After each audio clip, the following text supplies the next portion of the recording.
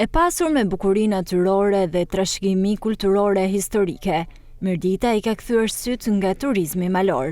Në fshatin Gurth Spaç, banorët kanë nisur të rikthehen për të investuar në vendlindje, për rikthimin e banesave të vjetra në bujtina, si dhe ngritjen e fermave blegtorale.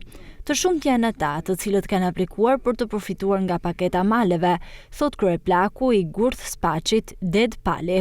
Por problem sipas tij mbetet mungesa e infrastrukturës rrugore, e cila kërkon ndërhyrje. Me iniciativën e qeverisë për paketën e maleve, njerëzit po fillojnë dhe lëvizin dal nga dal për të rinërtue dhe për gjithë vetveten në këtë zona me një klimë aktuale shumë të mirë për një zhvillim të paketës maleve dhe zonës turistike në Alpe.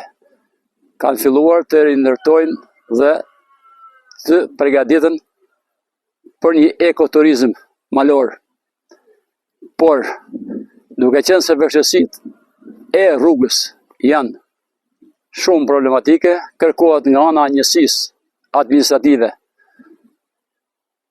të Oroshit, bashkë me kryetarin e bashkisë Rrëshën, të japë një prioritet për mirëmbajtjen ose rregullimin e infrastrukturës, kryesisht rrugën. Sipas të dhënave, numri i aplikimeve për paketën e maleve në Bashkinë Mirdit është rreth 150, ku interesi më i lartë është për bujtina, sipërmarrja agroturizmi dhe ferma blegtorale. Përmes zhvillimit të turizmit malor synohet të frenohet shpopullimi, i cili ka marrë për masa të frikshme në fshatrat e Mirditës.